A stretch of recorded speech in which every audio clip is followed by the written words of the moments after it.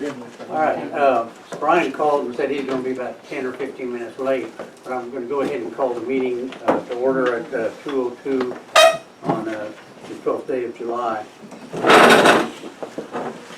First order, or the second order is visitors and citizens forum. Did anybody sign up? Anybody have anything they wanted to say? Good, we got that one done. The third is the administer oath of office. I'm going to move that to the after, a little later, to when Brian gets here. Okay. Good. Discuss and consider approval of minutes for the meeting held on June 12, 2023. I assume everybody got a copy of that. I have one minor change on the second page at the bottom. It says, the squire says, it seems to me that to develop long-range plans for the city, we need to have long-range plans for the city. That should really read, to develop long-range plans for the airport, we need to have long-range plans for the city. Minor change. For the years, for the airport. Yeah. Anybody have any other changes to the minutes? Yeah, I found inaccuracies in it as well. Okay. I don't know what page this is on, but it's on the fourth page.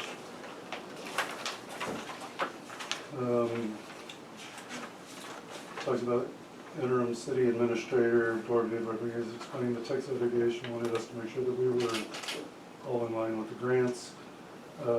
During this time, a comment was made that all of the airports in Texas are owned by the cities, all the property on the airports. Then in the next paragraph it says airport manager Pumphrey discussed that in most city airports, the state hangars in the state, the hangars are owned by the city. I've got it on recording. The way that actually went down, I can play it for the members here if we need to. But it was stated by the administrator that the cities own all of the airports.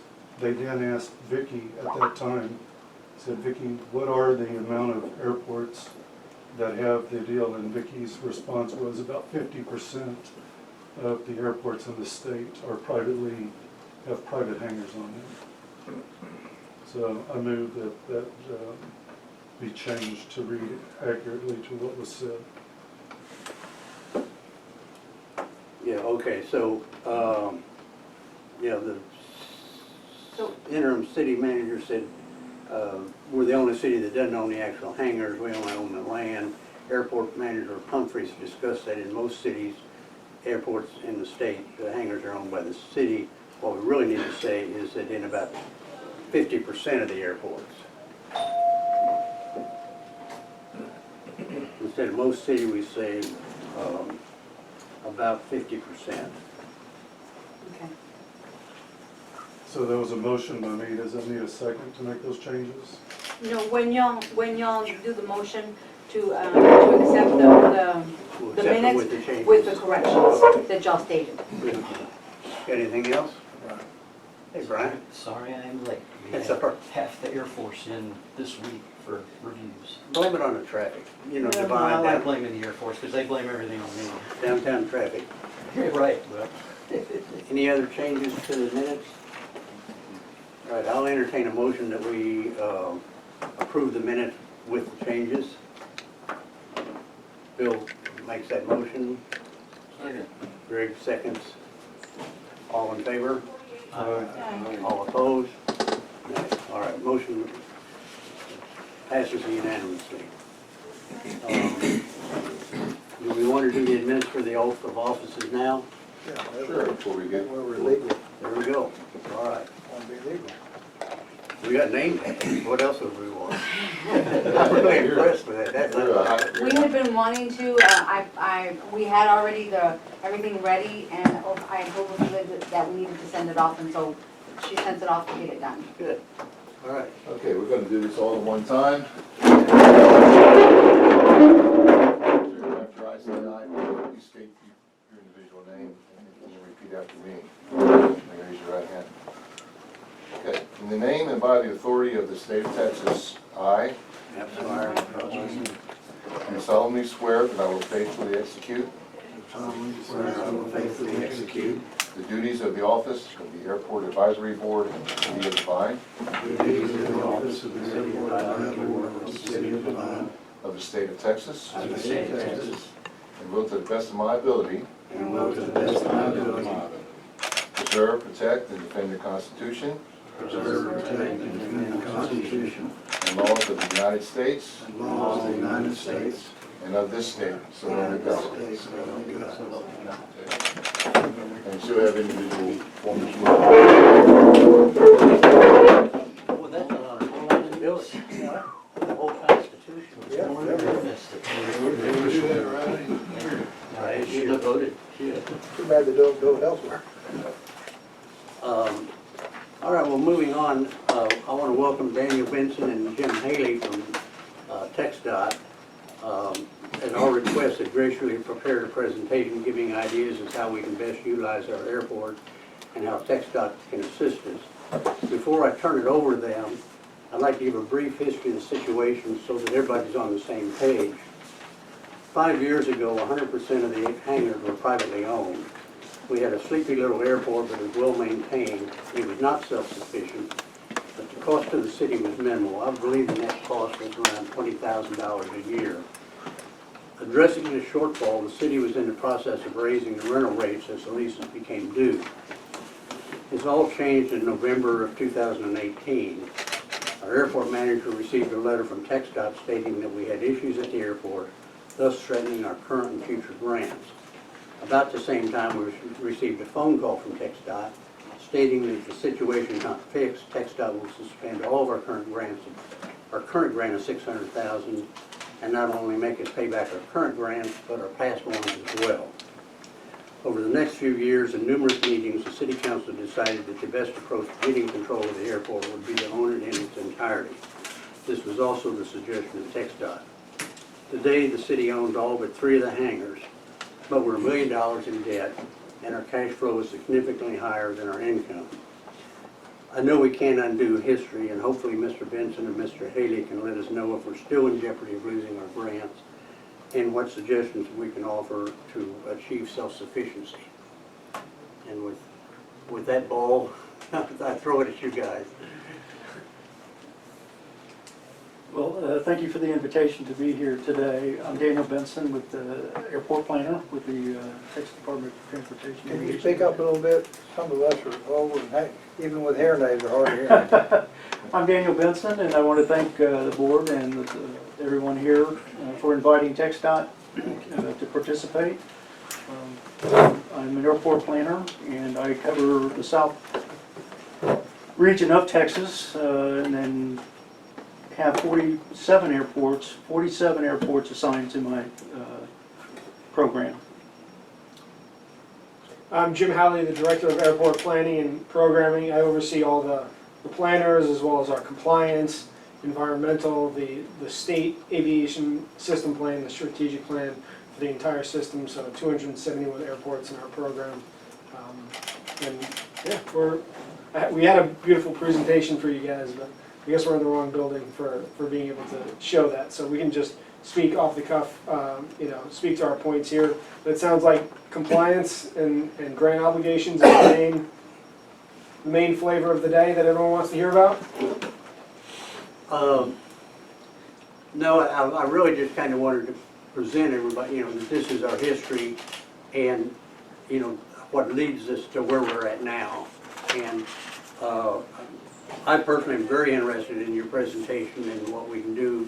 To say we can't undo history, but I think it's important for us to know, first off, are we in compliance?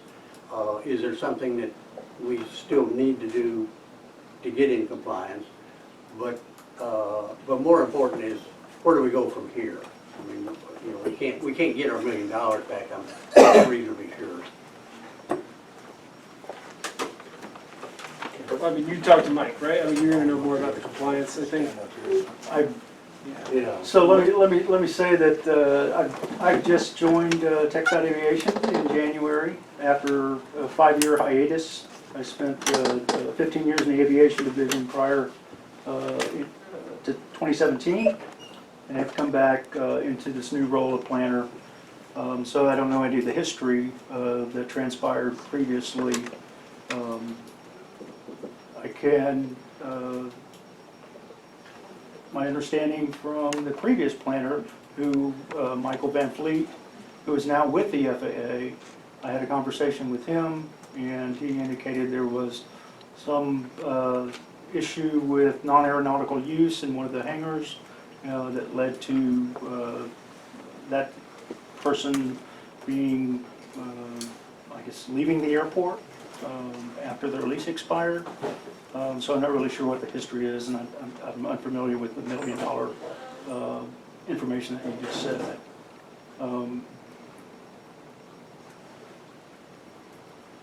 You know, basically, there are only two ways for airports to, two revenue streams, typically for general aviation airports in Texas or anywhere else, right? That's ground leases and fuel sales.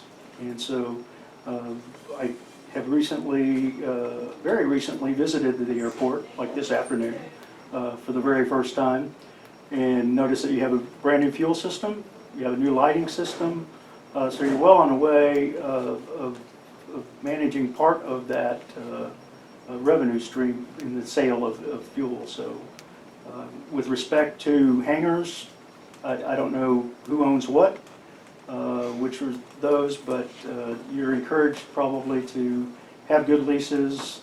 We can be an assistance of reviewing leases, rules and regulations, things like that for the airport specific to hangars, and make recommendations for some of that language if we're asked to do so. And that's really all I have right now.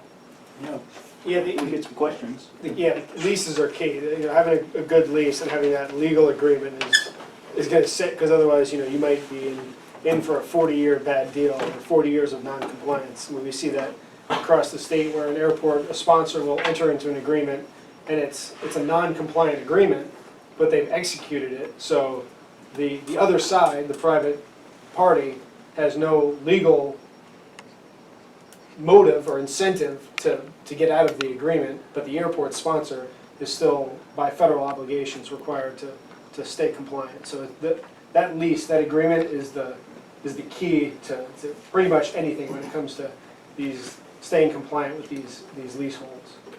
Go ahead. Can I speak? I met you, I'm Butch Cook, I'm the mayor here in Devine. I was elected back in May. So I'm glad you mentioned that about the lessee being in compliance and so forth and so on. So what do you do if he refuses to cooperate? And I'll give you a backstory on that, because he mentioned about the hangars. So our legal advice was to use eminent domain and buy the hangars from him. He owned 3 hangars, and we spent $1 million because we had to, and the way it all came across is that, long story short, we were in jeopardy of having to pay back previous grants, current grants, etc., and not getting any more down the road. So we had to spend $1 million plus interest of taxpayer money. Does that happen very often? Not very often. So in a situation like that, you know, 3 tools a sponsor, a city or a county that owns an airport, that they have at their disposal to entice tenants or lessees to be compliant. One is building in language inside the lease itself that very directly says that the tenant or the lessee is not going to do anything that jeopardizes the airport's compliance. So the airport is required to abide by 39 grant assurances. So Devine's a federally obligated airport. Every time you select, you sign a grant with us, Texas Aviation, we are an agent for the FAA, for the Federal Aviation Administration. So we pass along through that agentship the 39 grant assurances. The last federal grant that Devine signed was 2017. So generally there's 20 years of grant assurances that come along. Now, depending on the project type, it could be more or less. Land is forever. You know, certain other project types are less than 20 years, but generally 20 years is the length of a grant obligation. So having something in the lease that says the tenant will not jeopardize the airport's, the sponsor's compliance with those federal sponsor obligations is key. Also, to have minimum standards and rules and regulations. So those are two airport documents, two tools that in the lease you say you have to comply with the minimum standards as well as the rules and regulations. And if they violate any of those three, then at the local level, there's a legal avenue to say, you signed a legally binding contract with us to abide by A through Z. You are not doing that. We have action we can take. There's legal action we can take to remove you. So for breach of contract, essentially. Well, that's what I would anticipate. So I can only assume that that was in our contract.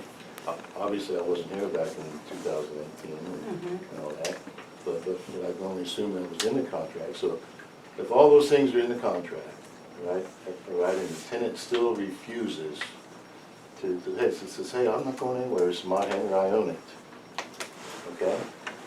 Would TxDOT ever come in and say, I guess for lack of a better word, threaten us to do something? Threaten's a strong word. Yeah, $1 million is a lot, strong, yeah. So Excuse me, I'm Dora, I'm the interim city administrator. We got an email from Michael. Vicki, were you able to get a copy of that? Did you reach out to them? Not yet. Here it is.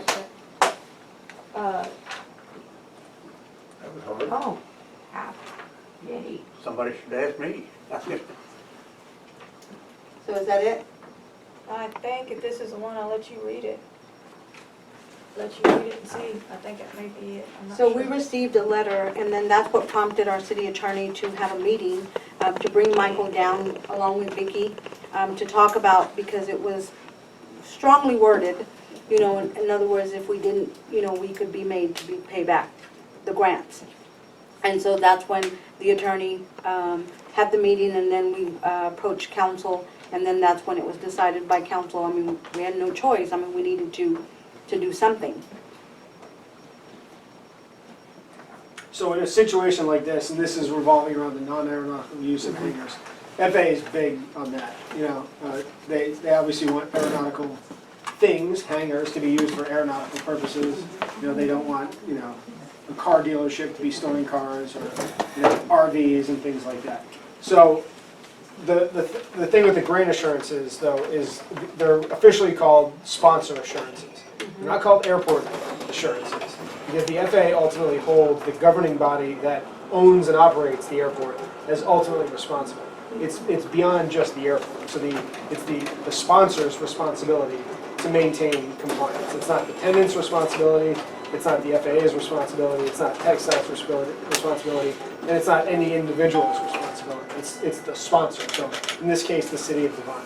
Now, what FAA and TxDOT can do is, if there is a situation, and just as Mike did, even taking that a step or two farther, is we absolutely can have a conversation with whoever it is that's violating the terms of an agreement or putting you in jeopardy of being in violation of the grant assurance, of an obligation, that we could then issue a formal letter to whoever is violating it. We don't have legal authority, the state does not have legal authority to force them to comply or to do anything like that. But once we've identified, said, hey, there's a contractual obligation that the sponsor has with the state of Texas and the federal government, it is in your lease that says you will do this, you're not doing it, you're in violation. We can get our attorney to actually send that letter to the violator of the lease or the standards or whatever it is.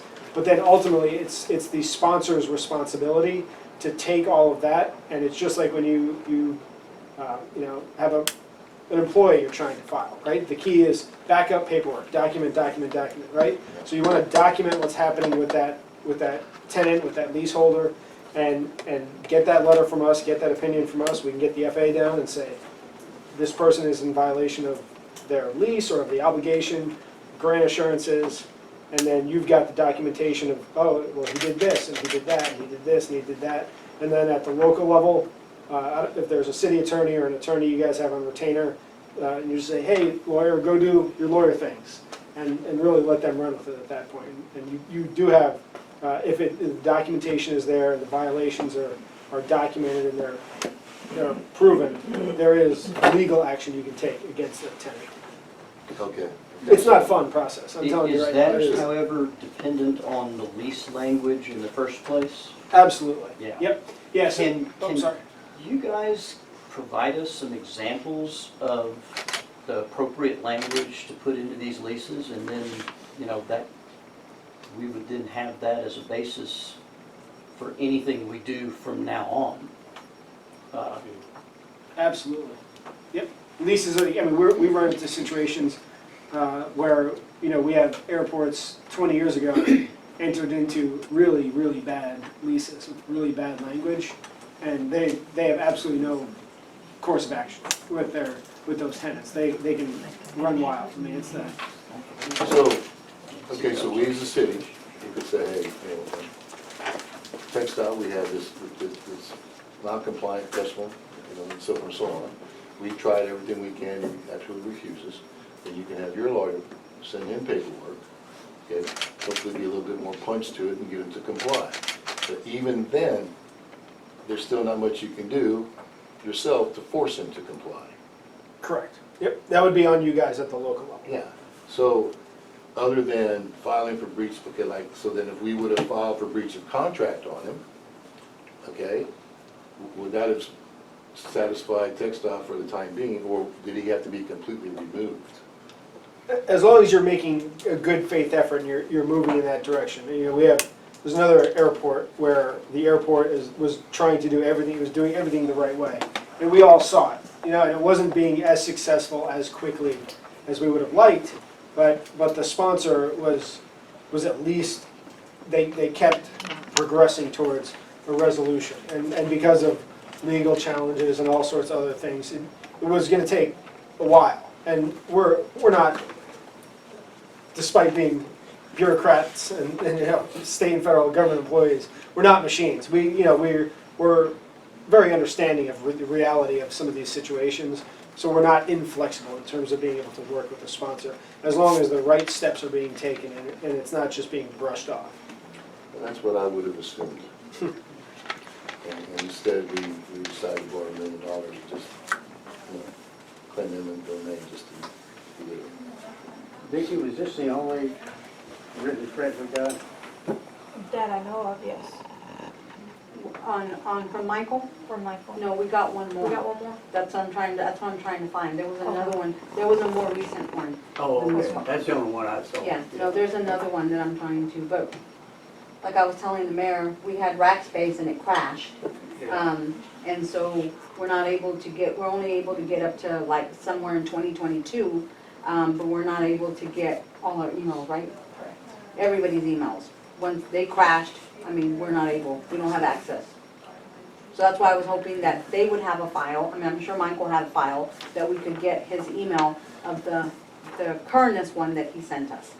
Because that's what prompted our meeting with, that Tom wanted to have a meeting with him. Right. So just to conclude, we don't want to stay on this all day.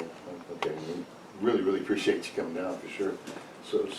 So I take it, as long as we were acting in good faith and trying to do the right thing and what have you, we would have been okay for a certain amount of time. Yeah, so, and again, there's a lot of water, I across understand. Texas, there's a lot of water under a lot of bridges when it comes to compliance. Yeah. And there are some things, there are some situations like this one where there are avenues to fix it, or at least mitigate it. There are some situations we deal with where the only course of action is to let a really bad lease expire. And that might be in 30 years, it might be in 50 years. And there's, it happened, it's something that happened before any of us were around, and we're paying for the sins of our fathers on that one. We just have to eat it. But if there is a course of action that a sponsor can take, that sponsor needs to be taking that action. If there is something to be done, the sponsor does have to be doing that, because then that's when the FAA retains authority for ultimately determining compliance, which then leads to a determination of eligibility for federal funds. So if the FAA is more rigid. If the FAA makes a determination that an airport is not in compliance, and that they're not taking the steps that the FAA feels are necessary and available for the sponsor to be taking, then that not only jeopardizes future grants, federal grants, it could, I can't, I'm not allowed to say any definites on behalf of FAA, but it could affect the eligibility for future grants. It could result in repayment of previous grants. It could, well, I don't think Devine was a surplus property transfer. I don't believe so. No, I don't No. think so. If you were, you're not, so don't worry about this, but in another situation, this has happened.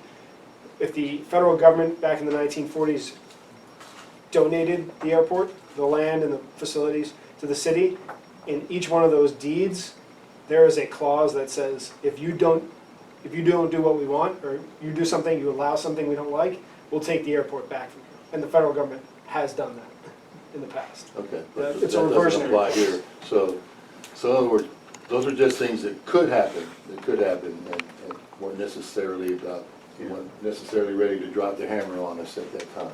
I know this one that you gave us, thank you for giving that to us, was dated back in 2018. Right. So, and then I know we got another one, which probably was either, I want to say it was like in 2021 when we got the other one. I think so. What is the date of the email in question right now?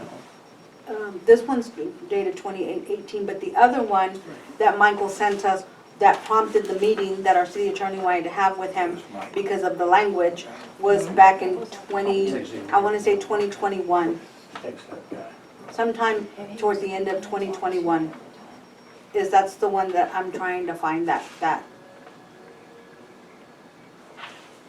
Well, let's don't use all of our time where we don't have a good chance to hear what Jim Haley and Daniel bring to us. I do want to make one comment or question, Jim. I gather that it's a pretty rare occurrence to rescind the grants and make somebody pay back the grants, and for the last 20 years or so would have to be a pretty dramatic situation, and I don't think in any case this qualifies. I mean, just from, we were doing a used car lot on the weekends and flea markets and, food trucks and all that kind of stuff, which were not. I can see that really being an irritant, but in this case what we had a guy storing some aircraft or air conditioning parts in one section of a very large hangar, and a guy occasionally spending the night there, and maybe some other violations, I don't know. But anyway, I know you've come with some good information for us, and I'm sorry that we've dragged you off track. No, we can only go up from here, right? Well, we got what we got, so now we got to figure out what to do. Right. Yeah, We just need to that's be the thing is, careful not to again, get into we're- a situation again. Exactly. Yeah, we're here, the key is moving forward. Obviously, we want to take care of the stuff from the past, but moving forward, whether it's lease examples, templates, or when you get to the point just prior to executing a lease, having us review it. And again, Michael Van Vliet is the former planner for Devine. He's the former compliance lead for TxDOT Aviation, and now he's with the Federal Aviation Administration. So we have a good relationship with him, and Gary Loftus as well. So we can collectively work to go through those leases to make sure you're not getting yourself into a bad situation. We'd much rather do proactive compliance on the front end than painful enforcement on the back end. Nobody likes enforcement, especially when the FAA gets involved. Because once they take it from us, it's never good. It never goes well. They don't. Unpleasant. Yeah. You don't want the FAA. Let's keep the FAA away from this. They're very helpful, and I'm friends with FAA people. But let's keep them out of our business. All right, so some more fun stuff. So, here, I'll start off with the great news. We have money for you guys. So we'll change the tune real quick. So, Devine being a federally obligated airport and a federally eligible airport is, you're allocated an allowance, for lack of a better term, under 3 different COVID relief bills, federal COVID relief bills. There's CARES, there's something called CRISA, and then there's ARPA. ARPA was drawn down, I can't remember how much you guys get, but between CARES and CRISA, those two outstanding grants, there's $14,390 that you guys have available to you if you submit eligible expenses. So it could be salary, it could be fuel, if the airport is the fuel provider, I don't know if they are. It could be utilities, it could be, so if there's $14,390 of eligible airport expenses that you could pull together, we can get you that money back.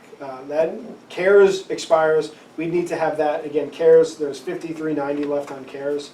That comes up, it has to be April of '24, I think is when it has to be drawn down by. And then CRISA, we have, I think, another 6 or 7 months, so late '24, early '25. But again, it's not millions of dollars we're trying to find expenses for. It's, just over 14 grand. So hopefully it shouldn't be that difficult, but we definitely want you to get that money that you're entitled to, so. Did you participate in a previous grant with the COVID? Yes, we did. Yes. Okay, so you're We familiar got with the 20,000, form? right? Right. And so those are normal expenses that you would use at the airport.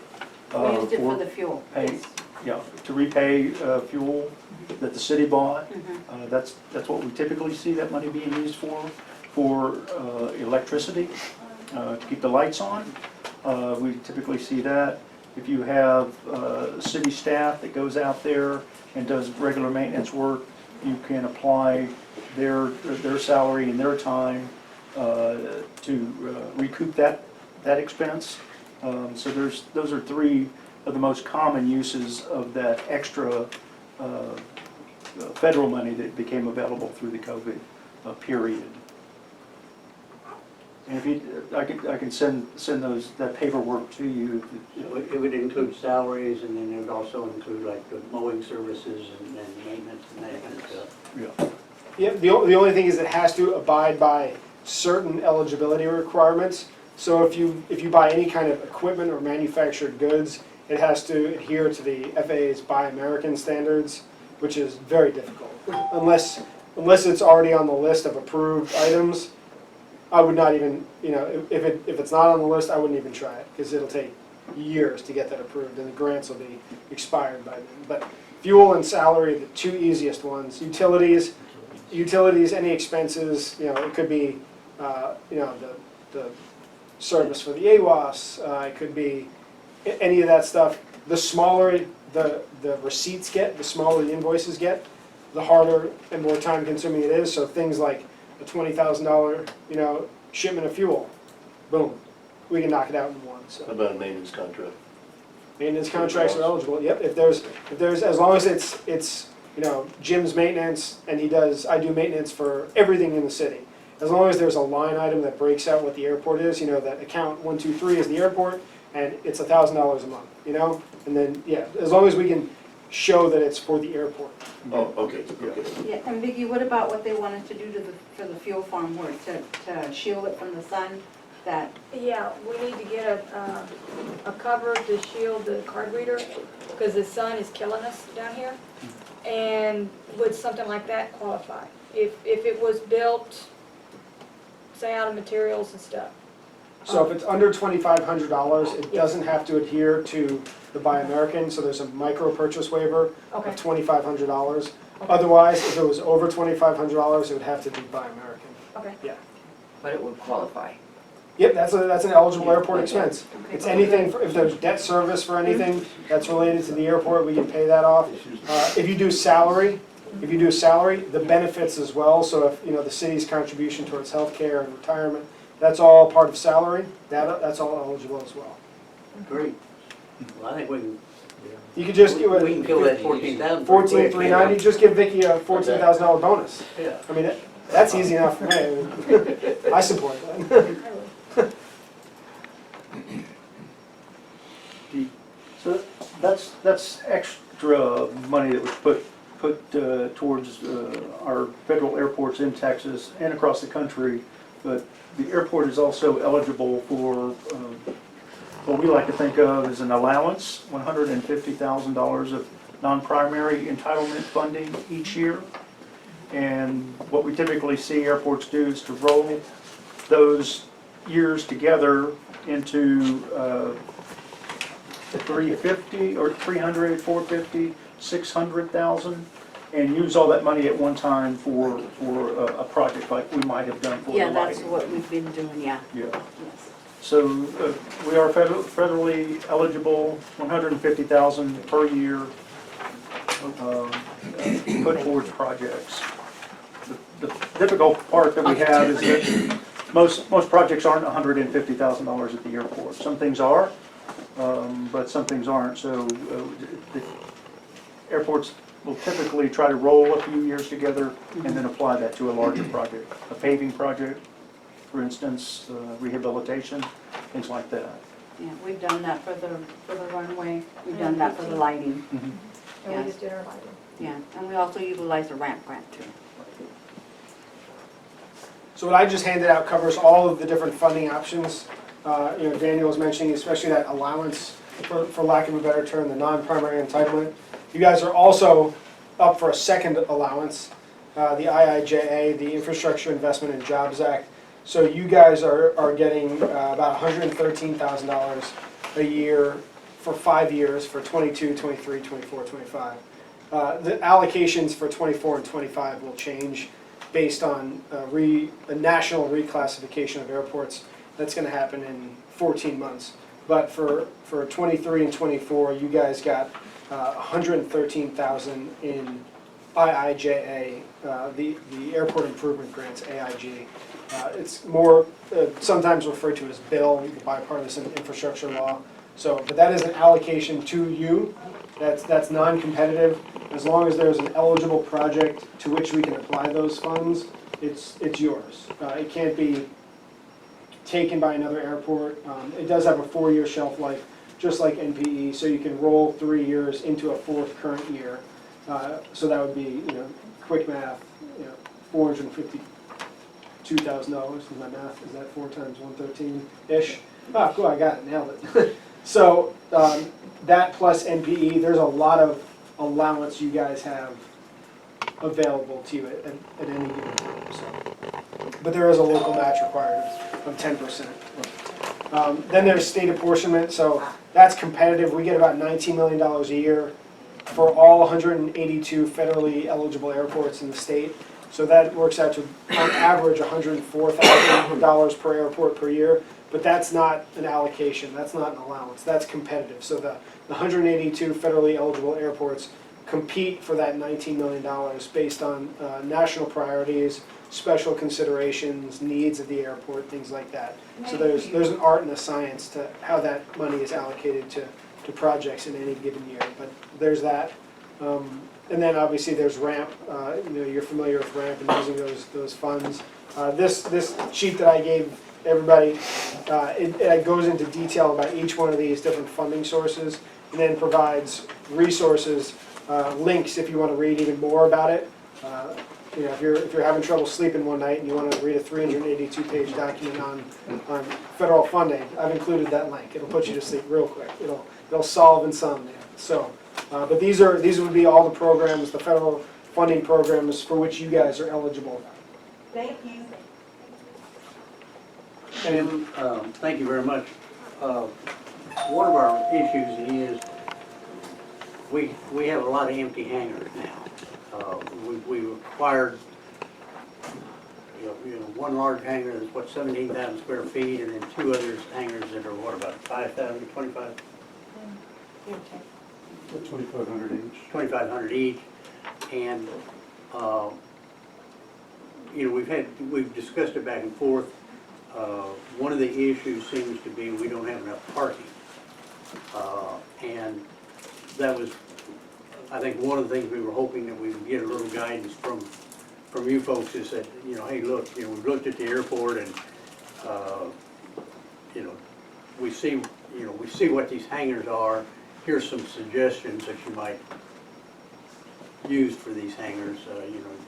Split them up, advertise in trade plane or whatever the latest one is for engine shops, or reroute or taxiways, or do something that But wouldn't you say that parking and ramp space is an issue? We've got the smallest transient ramp I've ever seen Yeah. in Texas. We could certainly use more ramp space. And, you know, we've had requests to build some more hangars on the, you know, on the north side Yeah. of there, but even if we do that, we don't have the parking for that unless we,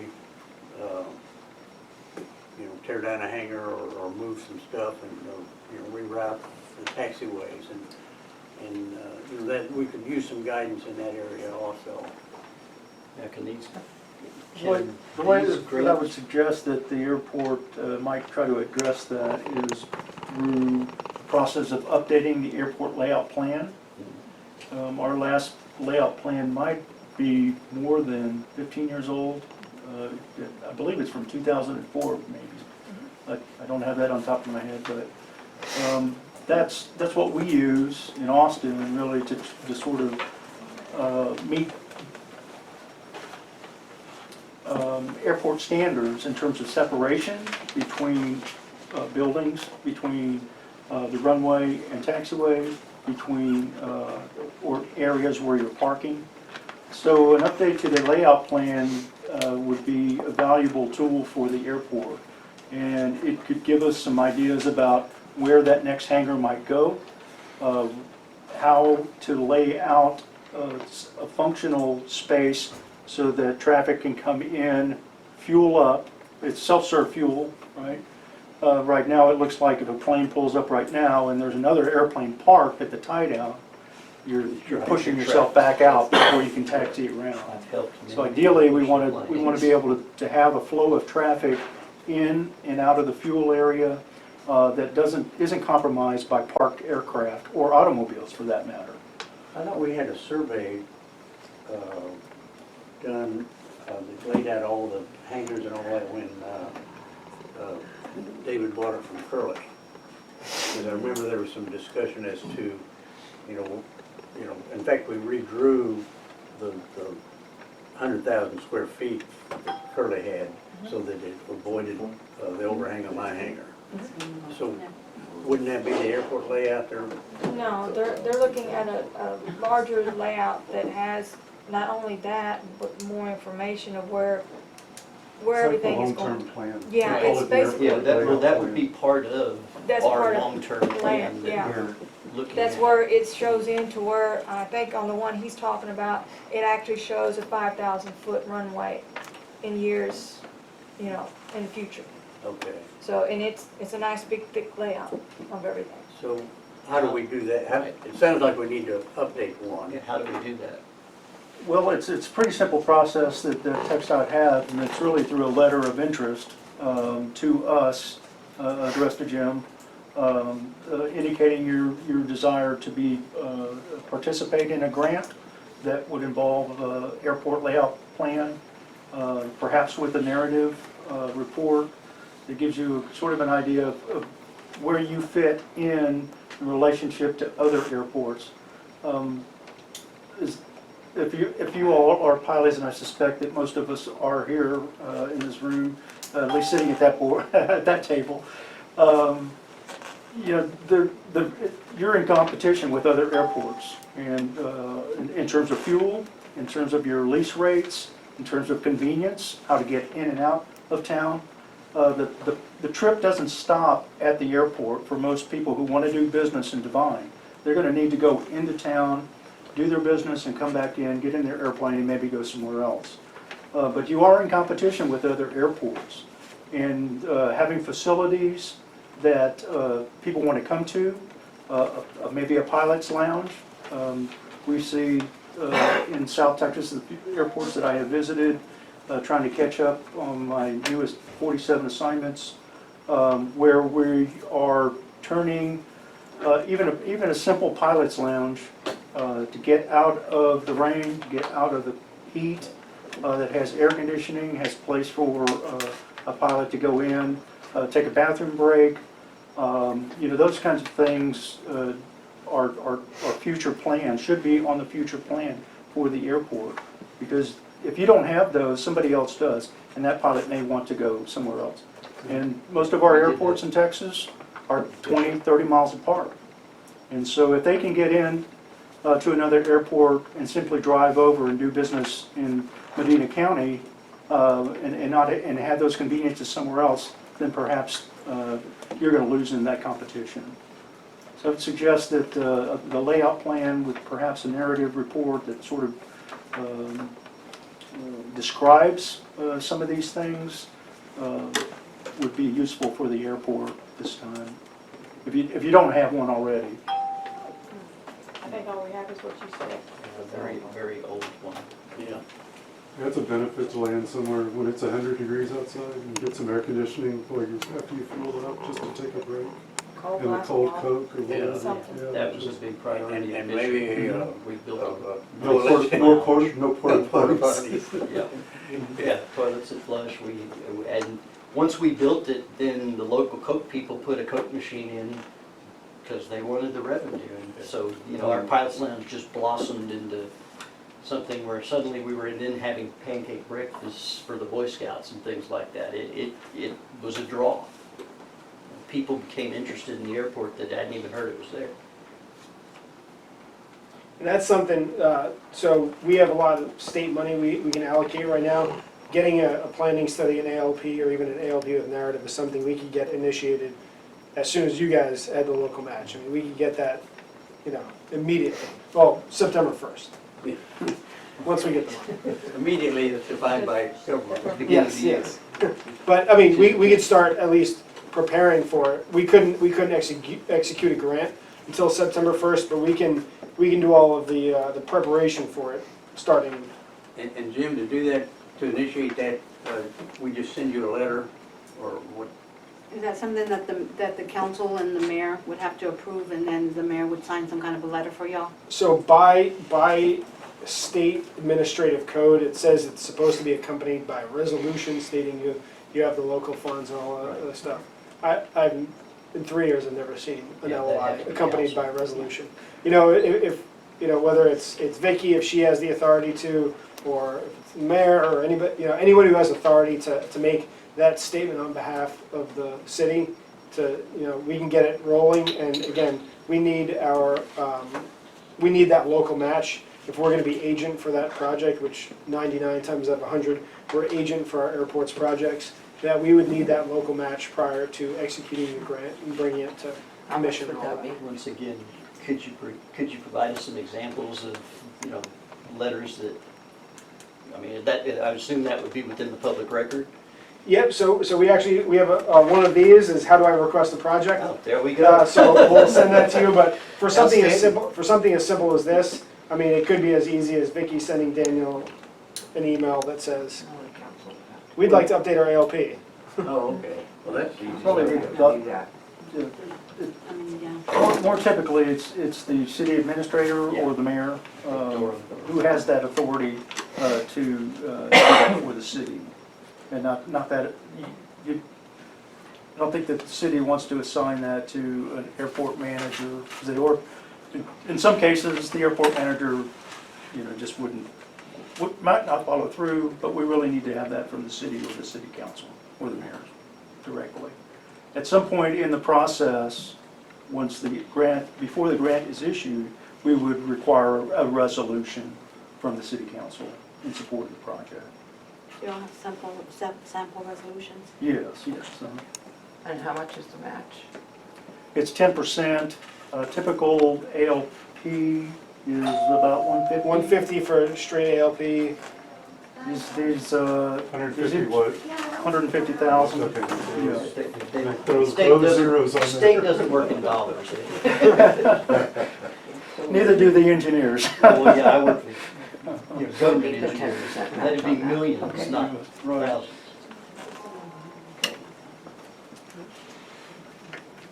And then really, you know, and as you, the next level up would be an ALP with narrative, which is a little beefier. You know, you're starting getting the 225-ish range, 2 to 250.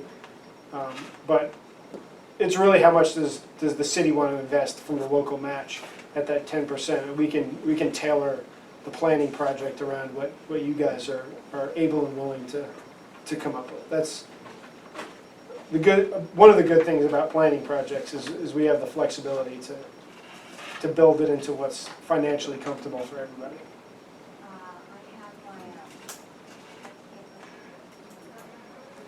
And on the 10%, would y'all want to, because I know in the past we have to show proof of our bank account for the airport to show that we have our match on some of the, like the bigger grants. So was that something that's going to be required as well? We're gonna send you 14,390. Well, yeah, All you that's- gotta come up with is right. $610. Can we use that Divide that by 14,300 that's available? So once you get it reimbursed to you, Uh-huh, yes. Yep, we can't apply it directly, right. but I once mean, it's back in the still- airport's bank account, Right. It nobody's is still tracking where that money money, that's gonna that's be available. airport revenue Sure. to be used on anything that airport can normally use revenue on. Local match is an eligible expense. We couldn't do it on the front end, we No, couldn't, no, you no, know. but Yeah. it's the But- accounting, the accounting comes out the same, it doesn't come out of our pocket really. Oh, that's a good point, yeah. No bonus, I guess, Vicky, Yeah. I tried. No, but that's, yeah, I mean, it almost covers the whole local match, so getting those reimbursements to us as soon as you guys can, we can be rolling with this thing pretty quickly. The fewer invoices, the less chance it has of me kicking it back for a small error. We'll give you one. One's perfect. We got one. I open one up at 9 o'clock at night watching Law and Order reruns, and I'm very happy. I get approval happy when I see one invoice. Well, good, to sort of recap everything we've learned from the TxDOT thing is, we appreciate you going through the liability or the threat of all of the grants being replaced, and I'm not sure exactly what conclusion to get out of that, but it seems like that's a very rare occurrence to lose something, and it would have to be a really strong violation for the city to have to pay back several $1 million. Is that correct? Yeah, I mean, I've never seen any airport in the country have to pay back a grant. I've seen the FAA use that. I do not like to use the word threat, but they have brought that to the table, and inevitably the airport, oh, just kidding. We'll do whatever you want. We're not paying anything back. TxDOT, no, it'd be TxDOT. that. It wouldn't be us. We have no authority. I have no authority, and that is really a federal, And then, skipping on to your presentation, you've given us several great ideas on how to get a little more money and told us about some money that we didn't know was available. And then as far as suggestions as to ongoing and how we do our airport, you really can't give us much advice until you have an updated airport layout plan. But you've also told us how to do that and given, pretty easy instructions. Send me an email and we'll get it rolling. Is there any comments from the board? Greg?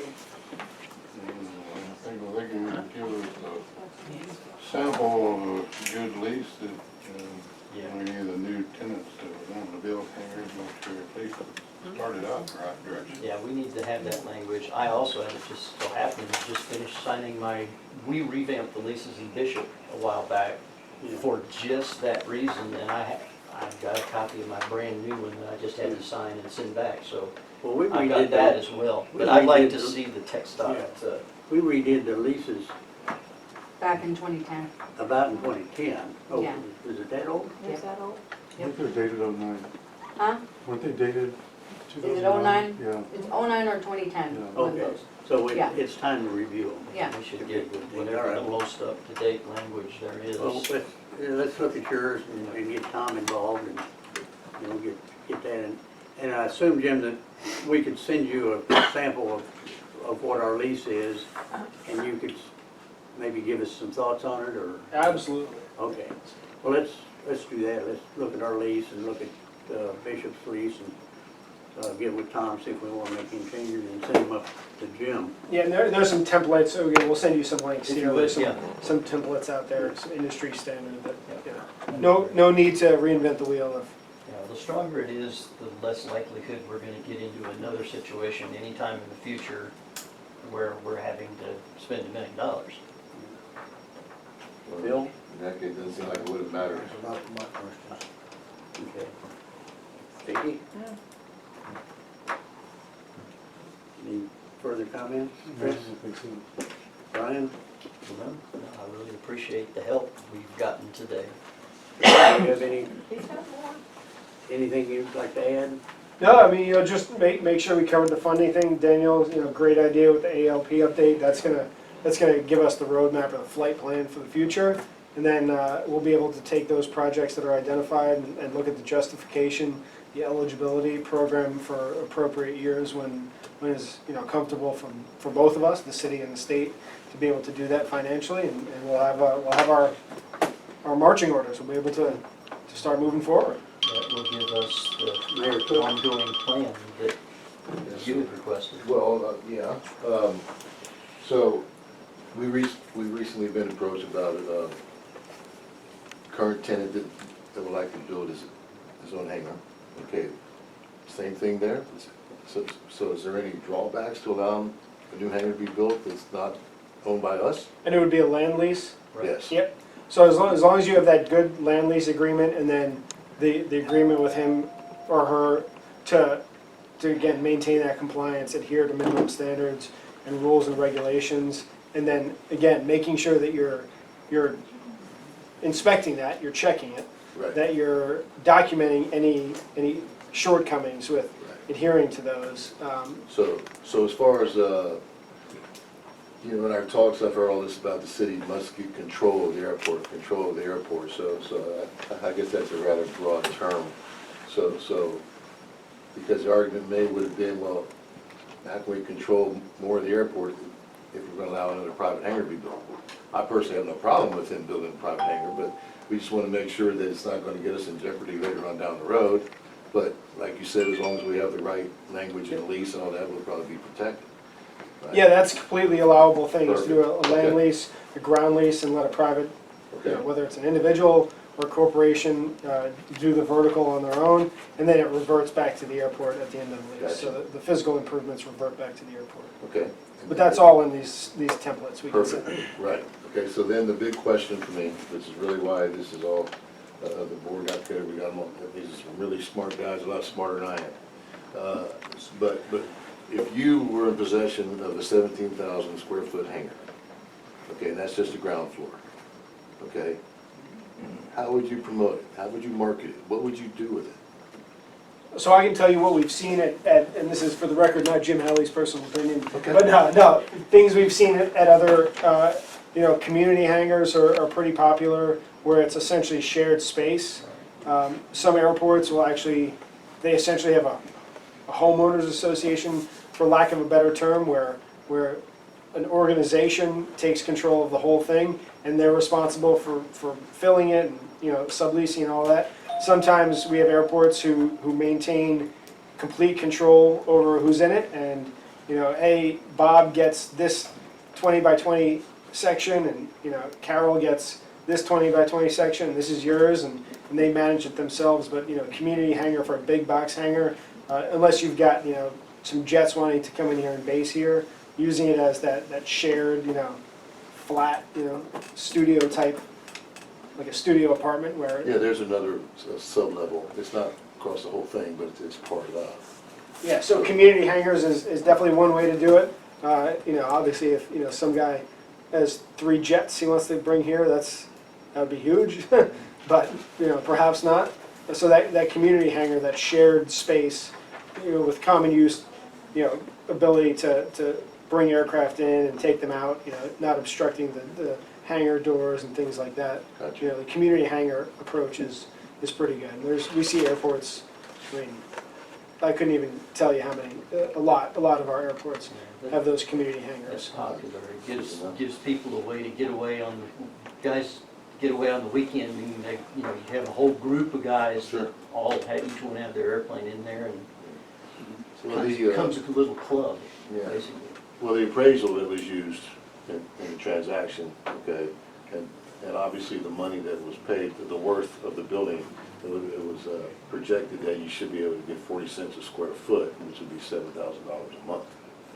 Okay, so, you know, obviously we need to get some kind of return on the place for the money that we spend. So we're just trying to come up with ways, some ideas, because, you know, we as a city council and so forth, you know, we really have no clue because we're just ignorant of it, you know. So, and these guys are very smart, have already had some great ideas too, so. And then, I mean, it could also be used as, and I don't know if you guys track it as much, but transient aircraft storage, you know, if it's gonna be more than just a guy filling up and going out into town for 90 minutes and coming back. If he's gonna be overnight or the weekend or something, to be able, if the airport maintains control of that hangar, to use it as transient storage as well, you know? And you can charge a little more than you could keeping some aircraft on the ramp, because it's, Yeah, like during hunting season, we get, you know, quite a few, we got King Air coming in and that kind of stuff. Well, and those people are gonna wanna keep their airplanes inside that, and they'll pay a pretty penny for that. I would hope. They'll pay as much in a weekend probably as most people pay for their hangar for the month. Moving right along, the next step is informational items, and I don't know that we have any. Does anybody have anything they want to bring up? I do. Joe, I talked to Joey today, and he is not going to be interested in the hangars after all. Okay. So just to let y'all know. Good. I'd like some information on, you know, our meeting was last June, on the 12th. So the next city council meeting, This next Tuesday. week. no, I'm saying after this meeting, the Uh-huh. following council meeting that was had, the council person from District 5 went ahead and made comments about the unqualifications of the airport manager. That's, And that just is out of the blue. Where did that come from? Why are we questioning our airport manager when the council has never done that before? That's me. Okay. I thought, I didn't ask the question ahead of time, so I guess it's on me for that. I thought it was when we were appointing all the boards that we would discuss the airport manager. I've been asked not to bring it back up again until we have a city administrator. So I'm just gonna leave it at that. It was just kind of out of the blue, so I didn't know where that started or came from or why it was Well, brought up in the first place. I thought it was something council should discuss, and it was at a council meeting. It's not something I discuss outside of council, so. Okay. All right, I would certainly entertain a motion to adjourn. Second. Well, somebody needs to I make a motion to adjourn, All sorry. right, and seconded. All right. That's right, good. All in favor? Aye. Aye. Aye. Adjourn, 3:05. Okay, Councilman.